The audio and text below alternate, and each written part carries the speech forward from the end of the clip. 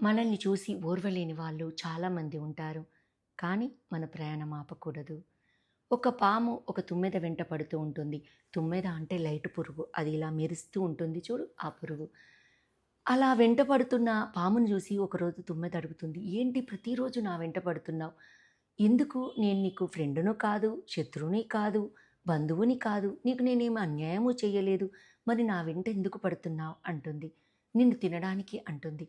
"నీ దగ్గర ఎన్నో కీటకాలు అందుబాటులో ఉండగా నన్నే తినడానికి ఎందుకు నా వెంట పడుతున్నావు?" అని అడుగుతుంది. అప్పుడు ఆ పాము, "నిన్ను చూస్తే నేను ఓర్వలేకపోతున్నాను. నువ్వు చాలా మెరుస్తున్నావు, ఇట్లా వెలుగుతున్నావు. నీ మెరుపును చూసి నేను తట్టుకోలేకపోతున్నాను. అందుకే నిన్ను తినేయాలని డిసైడ్ అయ్యాను. అందుకే నీ వెంట పడుతున్నాను" అంటుంది. నిజమే కదండి. ఇలాంటి వాళ్ళు చాలామంది మన చుట్టూ ఉంటారు. మనతో స్నేహంగా ఉంటారు, మంచిగా మాట్లాడతారు. కానీ మనకే గోతులు తీస్తారు. మనల్ని అణగదొక్కాలని ప్రయత్నం చేస్తూ ఉంటారు. అందుకే ఇలాంటి వాళ్ళని చూసి మీరు వెనుకంజ వేయొద్దు. ఇలాంటి వాళ్ళను గుర్తించి అసలు వాళ్ళతో స్నేహమే చేయొద్దు. ఎప్పుడు ఓర్వలేని వాళ్ళు సరైన వాళ్ళు కారు. అలాంటి వాళ్ళను మీరు దూరంగా ఉంచండి. వాళ్లకు భయపడి మీరు చేయాలనుకున్న పనులు ఆపివేయకండి. మీరు చేయాలనుకున్న పనులు మంచిదైనప్పుడు మీరు చేస్తూ వెళ్ళండి. అలాంటి ఓర్వలేని వాళ్ళను చూసి ఎప్పుడు మనం భయపడకూడదు. సహాయం చేయడం మంచిదే, కానీ ఆ సహాయమే తనకు ముప్పు తెచ్చింది. ఒక రాజుగారు ఉండేవారు. ఆ రాజుగారి పట్టె మంచం కింద ఒక నల్లి ఉండేది. నల్లి లక్షణం ఏంటంటే పడుకున్న తర్వాత అది బయటికి వచ్చి కుట్టి రక్తం పీల్చుకుంటుంది. కాబట్టి అది రాజుగారు పడుకున్న తర్వాత గాఢ నిద్రలో ఉన్నప్పుడు ఉపాయంగా వచ్చి ఆ నల్లి రాజుగారిని కొట్టి రక్తం పీల్చుకునేది. అలా ప్రతిరోజు రాజుగారి రక్తంను పీల్చుకొని తాగుతూ అది బ్రతికేది. రాజుగారికి కూడా ఎప్పుడో గాఢ నిద్రలో ఉన్నప్పుడు ఆ నల్లి కుడుతుంది కాబట్టి రాజుగారు కూడా ఏర్పాటు చేయలేదు. ఆ నల్లి కుట్టుడుకు అలవాటు పడిపోయాడు. ఒకరోజు పక్క ఊరు నుంచి ఒక దోమ వచ్చింది. ఆ దోమ నల్లిని చూసి, "నువ్వెంత అదృష్టవంతురాలివి, రాజుగారి రక్తాన్ని తాగుతున్నావు. నాకు అలాంటి రక్తం ఎన్నడూ దొరకలేదు. రాజుగారి రక్తం చాలా రుచిగా ఉంటుందట. నాకొక్కసారి అవకాశం ఇయ్యి. ఒకే ఒక్కసారి కుట్టి రక్తం తాగుతాను" అని బ్రతిమాలుతుంది. కానీ నల్లి ఒప్పుకోదు. "లేదు లేదు, అసలే కుదరదు.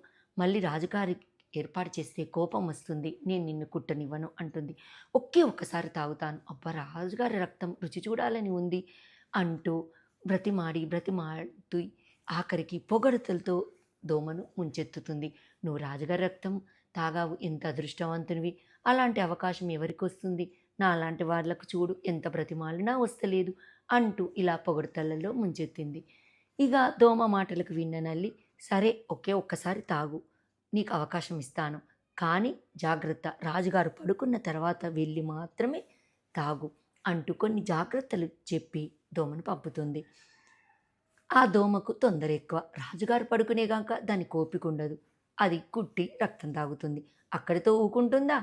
అలా ముక్కు మీద, చెవు మీద, చేతుల మీద అలా 4, 5 దిక్కుల కొడుతుంది. రాజుగారికి దద్దులొస్తాయి. ఆ దోమ కుట్టుడితో నిద్ర పట్టదు. కోపం వస్తుంది.